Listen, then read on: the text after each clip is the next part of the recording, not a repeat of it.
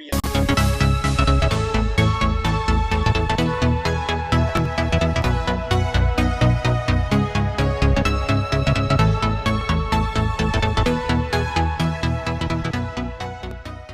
guys, today I'll show you the unboxing of the Realme C21Y.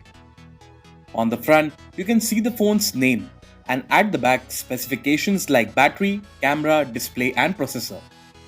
So let's open the box. First, you can see the lid. Inside it we have a SIM ejector tool.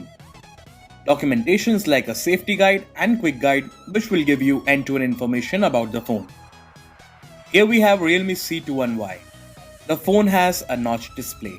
The device offers a stunning triple camera setup on its rear side with a fingerprint sensor. Also, you can see Realme branding at the bottom left with speaker grills. The phone looks very good in this matte finish. You'll get a micro USB cable for charging the phone and transferring the data. At last, we have a 2-pin wall charger. So guys, that's all you get inside the Realme C21Y box. Thank you so much for watching this video.